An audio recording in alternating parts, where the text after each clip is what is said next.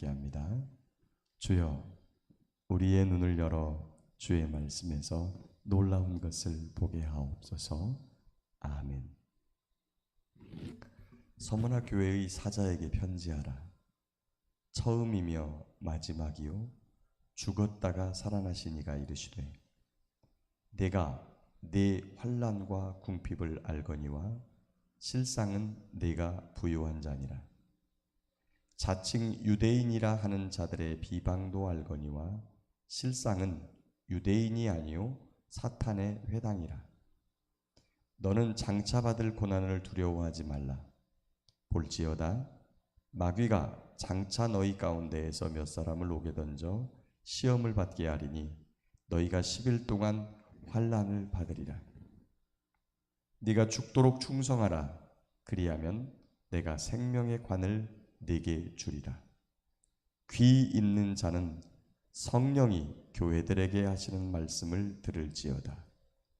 이기는 자는 둘째 사망의 해를 받지 아니하리라. 아멘. 아시아에 있는 교회, 7교회 중에 두 번째 서머나 교회에게, 교회의 사자에게 드리는 편지를 오늘 살펴봅니다. 이 서머나 교회는 책망이 없어요. 책망이 없고 칭찬만 있는 교회입니다.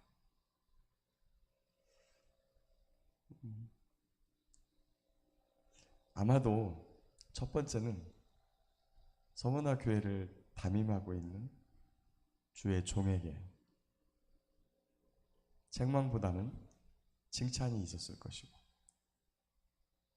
그 신실한 종을 통하여서 함께 믿음의 길을 걸어가고 있는 성도들에게 책망이 없고 칭찬만 있습니다. 우리 교회가 이렇게 하나님께로부터 칭찬받는 교회가 되기를 간절히 바라고 소망합니다. 먼저 서머나 교회에 보여주신 예수님의 모습이 어떤지 보겠습니다. 첫 번째, 처음이며 마지막이요 죽었다가 살아나시니가. 자, 처음이며 마지막이라고 하는 것은 모든 것의 원인이고 모든 것의 결과, 이런 뜻이거든요. 알파와 오메가가 시작부터 끝까지 모든 것을 계획하시고 작정하셔서 시작하시고, 그 다음에 작정하시고 계획하시고 경륜대로 모든 것을 이루고 마지막까지 결론을 짓는 분이 예수님이시다라고 하는 거예요. 저와 여러분들이 믿는 예수님이 그런 분이세요. 그리고 그분은 죽었다가 살아났어요. 왜 죽었습니까? 우리의 구원을 위하여 죽었다가 살아나셨어요. 어떤 방법으로 죽었죠? 그냥 단순히 당신이 죽기로 계획해서 죽은 게 아니라 원수들의 박해를 통해서, 그것도 하나님의 구원을 안다고 하는 자들, 하나님을 안다고 자칭했던 대제사장과 서기관들의 손에 붙들려서 십자가에 못 박혀 돌아가셨어요.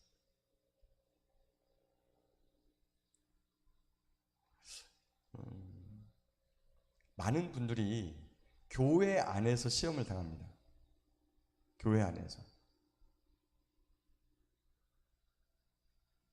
교회 안에서 왜 시험을 당할까요?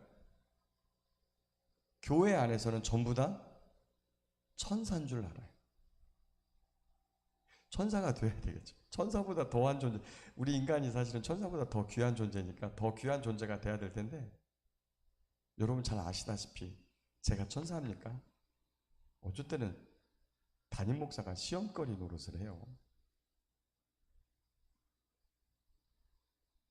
정말 오래 믿어가지고 어떻게 장로가 어떻게 권사가 그러지만 사실 시험거리를 제공하는 그런 오래된 연조를 가진, 그러면서도 전혀 변화되지 않는 삶을 살아가는, 주님을 따라가는 것이 어떤 것인지에 대해서 생각하지 않는. 근데 그런 사람은 그렇다 쳐요. 왜 그러냐면 믿음의 가정인 아담의 가정 안에서 뭐가 벌어집니까? 가인이 아벨을 쳐 죽이는 살인이 벌어져요. 인류 최초의 살인이며, 이 가정 안에서의 존속 살해 사건이 벌어지거든. 존비속 살해 사건이. 그 다음에 하나님의 나라에서 하나님의 자녀를, 하나님의 백성임을 자부하는 사람들이 하나님의 독생자이신, 하나님의 아들이신, 천자이신 예수님을 십자가에 못 박아 죽여요. 여러분, 이쯤 되면 교회 안에서 어떤 박해가 신실하게 믿는 나를 어떻게 넘어뜨리려고 마귀가 교회 안에 있는 사람들을 책동해 가지고 우리의 마음에 불을 지를 거라고 하는 사실을 염두에 두고 신앙생활을 해야 되는 거 아닌가요?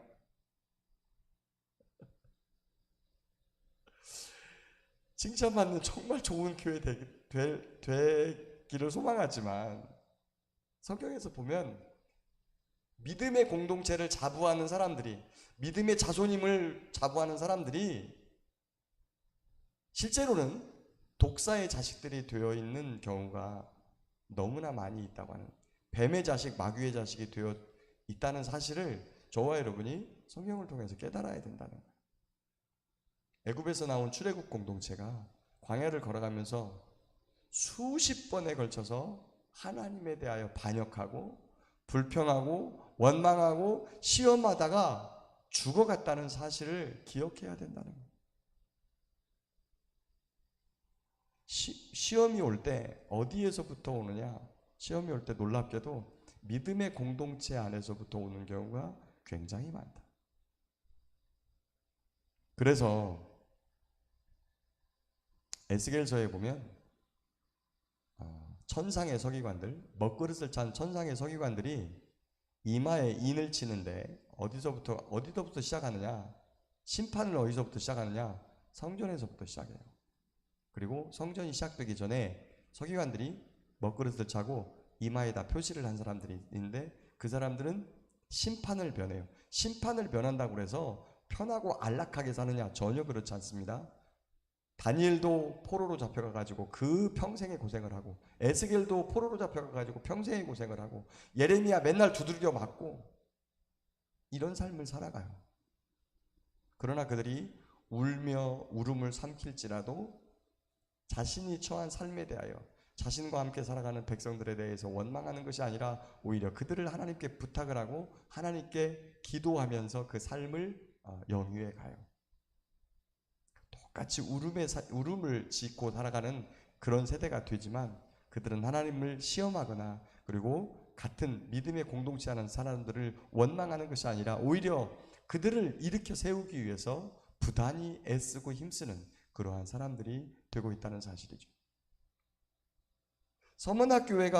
서문학교회에 보여주신 예수님은 처음과 끝이요, 죽었다가 살아나시니, 다시 말하면 박해를 받고서 온전히 받아내고 그 박해 때문에 목숨까지 내어놓고 살아나신 이가 이르되, 이렇게 말하는 거예요.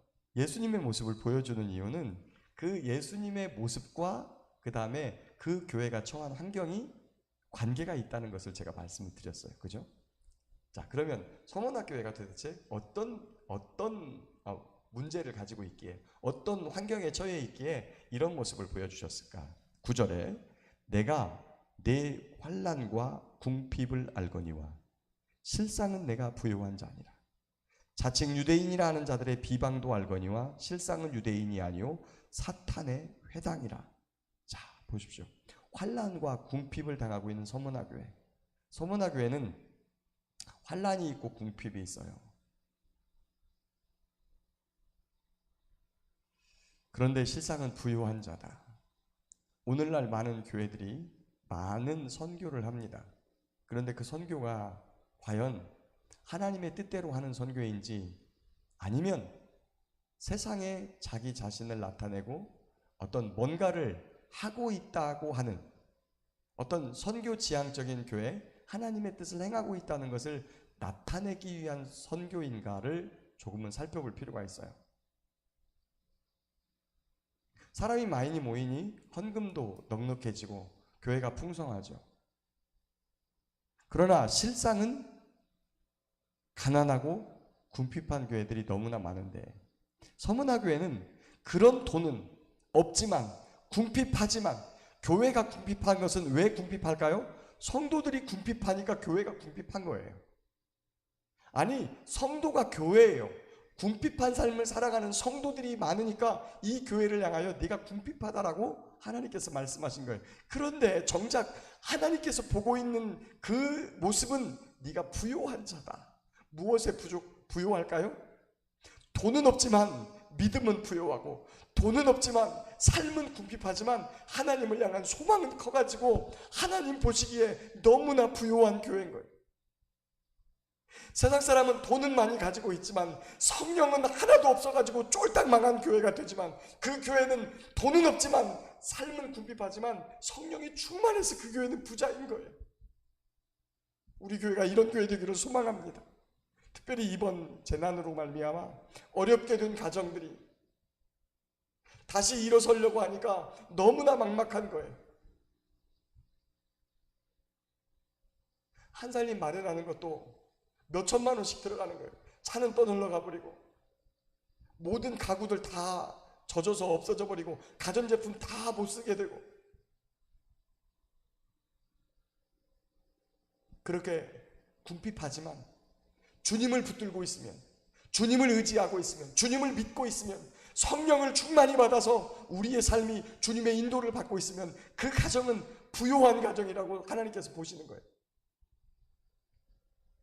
우리에게 환난을 주는 사람들, 자칭 유대인이라고 하지만 무엇라고 하나님께서 결론 지어줍니까? 사탄의 회당이라. 우리는 두 가지를 봐야 돼요. 혹시 내가 남들에게 이렇게 시험거리를 주고 그 다음에 내가 사탄의 회 노릇을 하고 있지 않는가? 어떤 모습을 보면 됩니까? 여러분, 교회를 다니고 교회에 출석을 하고 있으면서 내가 누군가 미워하고 있다면 잘 들여다봐야 됩니다. 여러분, 거룩한 분노도 물론 있습니다. 거룩한 분노도 있지만 이 속에서 미치는 분과 화, 그리고 이것을 통해서 다른 사람을 미워하고 있다면 이거는 거룩한 분노가 아닐 가능성이 되게 커요. 예수님은요, 십자가에 못 박혀 돌아가시면서까지 무엇라고 이야기합니까? 아버지여, 저들의 죄를 용서하십시오. 알지 못해서 그럽니다. 스데반이 죽으면서, 돌 맞아 죽으면서 무엇라고 말씀하십니까? 아버지여, 저들의 죄를 용서해 주십시오. 하나님의 사람은 자기를 박해하고 죽이는 사람도 미워하지 않아요. 그런데 내 마음속에 누군가를 향해서 정죄하는 마음이, 누군가를 판단하는 마음이, 심지어 누군가를 미워하는 마음이 있다면 요한일서 말씀대로 내가 빛 가운데 거하고 진리와 사귐이 있다고 하면서 형제를 미워하는 자는 하나님을 알지 못하는 자다라고 딱 결론을 우리에게 주고 있습니다. 그래서 저와 여러분들이 정말 자칭 믿음의 사람, 자칭 신자를, 자칭 하나님의 사람인 것을 말하지만 실제로는 사탄의 외고, 사탄이 우리에게 시키는 대로 배회자식의 노릇을 하고 있는지에 대해서 깊이 우리 자신을 봐야 됩니다. 두 번째는 아까도 이야기했지만 믿음의 공동체 안에서 우리를 박해하는 것이 올 수 있다. 그럴 때 우리는 어떻게 해야 되는가? 주님을 바라봐야 돼요. 죽었다가 살아나신 우리 주님을 받아봐야 돼요. 그런데 한 가지 더 말씀하십니다. 10절에 너는 장차 받을 고난을 두려워하지 말라. 볼지어다 마귀가 장차 너희 가운데서 몇 사람을 옥에 던져 시험을 받게 하리니 너희가 10일 동안 환난을 받으리라. 네가 죽도록 충성하라. 그리하면 내가 생명의 관을 내게 주리라. 앞으로 받을 환난이 더 있다는 거예요. 10일 동안 심지어 옥에다가 던져놓는다는 거예요. 그런데 잘 생각해 보십시오. 여러분, 저와 여러분들이 받을 상급이 뭡니까? 영생, 영생. 하나님은 우리에게 영생을 주세요. 영원토록 주님과 함께 복락을 누릴 수 있도록 은혜를 주시는데, 죄송해요, 우리 서문화 성도님들, 그동안에 받은 환난과 고통도 많을 텐데 또 10일 동안 옥에 들어가야 돼요. 그런데 저는 이렇게 말씀드리고 싶습니다. 겨우 10일 동안 옥에 갇히는 거예요. 영생을 살아가야 되는데 얼마나 비교가 돼요? 우리가 받는 환난이 다 무거워요.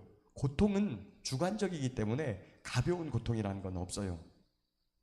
객관적으로 볼 때는 지금도 마을에서 이렇게 환난을 당한 성도들을 보면 저 집은 좀 괜찮지 뭐, 다른 집은 굉장히 훨씬 심한데, 그런 거 없어요.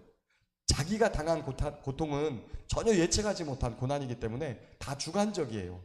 커요. 여러분, 감기 걸린 사람의 고통과 암 걸린 사람의 고통이 어떨 것 같아요? 자기가 당해서 그 39도 정도, 38.5도 뭐 이 정도쯤 오르는 열이 다른 사람이 암 걸린 고통을 객관적으로 느끼는 것보다 훨씬 커요. 다 고통에 있어서는 주관적이어 가지고 고통의 경중을 따질 수 없어요. 그러나 꼭 생각하십시오. 하나님이 우리에게 주시고 우리에게 베푸시는 것은 영생이고 그 안에서의 상급이고, 그 다음에 우리 주님께서 우리의 그 영원히 멸망받을 수밖에 없는 우리를 구원하신 그 사랑인데, 잠깐 이 땅에서 환난을 받게 해요. 박해를 받게 해요. 그런데 그 환난과 박해를 통해서 또 뭣도 주냐면 우리에게 생명의 관뿐만 아니라 상급도 주시는 거예요. 그 안에서. 지금 우리가 당하고 있는 이 땅에서 기독교 혐오 세력이라고 불리우는 이런 부분에 대해서 여러분, 저와 여러분들이 제자들의 자세를 조금 봐야 될 필요가 있어요. 환난과 박해를 받으면 무엇라고 제자들이 생각했냐면, 내가 하나님의 사람으로 인정받는다, 내가 예수의 제자로 내가 인정을 받는다고 기쁨으로 돌아왔더라. 채찍을 맞고 돌아오는 베드로가 내가 예수님 믿는 것 때문에 박해를 받았다고, 채찍을 받았다고 내가 기쁨으로 돌아왔더라 라고 하는 부분을 깊이 좀 생각해 봐야 될 필요가 있어요. 이 시대에 정말 힘든 시간들을 보내고 있지만 그 시간을 통해서 교회라고 하는 단체가 세상으로부터 공격받고 있어요. 그리고 그 교회라는 단체 안에, 박해받는 단체 안에, 박해받는 대한민국 교회 안에 누가 있어요? 여러분과 제가 있어요. 성도님과 제가 있어요. 이게 기쁨의 사람, 이게 기쁜 사실이에요. 그럼에도 불구하고 우리를 향해서 손가락질하고, 그리고 우리를 향해서 그런 악한 말을 품어대는 그러한 사람들이 있음에도 불구하고 우리는 기뻐하고 즐거워해요. 어젯밤에 멀리 떠난 이사 나간 저희 성도님 한 분이 전화를 했어요. 목사님, 너무 속상해요. 사람들이 교회에 대해서 막 욕하는 것이 너무 속상해요. 저는 목사님 너무 좋아하는 거 알죠? 목사님이 저한테 잘해줬고, 아니 물론 그런 건 그런데 교회를 욕하는 것에 대해서, 교회에 대해서 잘 알지 못하면서 교회에 대해서 욕하는 게 너무 속상하다는 거예요. 여러분, 속상해할 필요 없어요. 기뻐하세요. 즐거워하세요. 그 교회가 바로 우리예요. 우리를 향해서 손가락질할 때, 이 시대에서 내가 깨어있나 보다. 정신 바짝 차리고 살아야 됩니다. 깨어있지 않으면 손가락질 당하지 않는 사람이에요. 손가락질 안 당해요. 예수 믿는 거 싹 숨기고 이렇게 살아가면 교회는 욕먹을지라도 본인은 욕먹지 않아요. 그러나 내가 사람들을 향해서 저거 좀 이상한 눈초리 받고 그러면, 오늘 말씀대로 환난을 받으면, 박해를 당하면 우리 주님께서 내게 생명의 관으로, 마태복음 5장에 보면 기뻐하고 즐거워하라, 하늘에서 너희의 상이 큽니다. 박해를 견디고 있는 사랑하는 성도 여러분, 하늘에서의 상이 있음을 믿습니다. 아무리 세상이 우리를 향해서 돌을 던지고 그 다음에 손가락질을 하고 혐오해도 무엇으로 나가야 됩니까? 사랑으로 나가야 됩니다. 그들을 향해서 똑같이 말대답하지 않고 사랑으로 나가야 됩니다. 11절 보십시오. 귀 있는 자는 성령이 교회들에게 하시는 말씀을 들을지어다. 이기는 자는 둘째 사망의 해를 받지 아니하리라. 아멘. 둘째 사망의 해가 무엇입니까? 세상의 모든 사람은 나중에 다 부활해서 하나님 앞에 서야 됩니다. 그때 양과 염소를 가르는 것처럼 아주 분명하게 구원받을 자와 그리고 멸망받을 자를 구분하게 됩니다. 멸망받을 자는 영원히 지옥의 불구덩이 속으로 이 육체를 가지고 그 고통을 당해야 되는데, 우리는 주님께서 택하신 자로 생명책에 이름이 기록되어 하나님 나라에 들어가는 둘째 사망의 해를 받지 않는 귀한 은혜가 있을 줄 믿습니다. 박해와 환난 두려워하지 마십시오. 이런 것들이 올수록 기뻐하고 즐거워하십시오. 이 세대 가운데서 저와 여러분들이 살아날 수 있는 유일한 방법은 하나님의 말씀을 가지고 사랑하며 그리고 거룩한 삶을 통해서 주 앞에 나아갈 수 있음을 믿습니다. 처음과 끝이요 그리고 죽었다가 살아나신 예수님을 바라보며 오늘도 아픔과 고난의 세대 가운데서 승리하는 저와 여러분 모두가 될 수 있기를 예수님의 이름으로 축복합니다.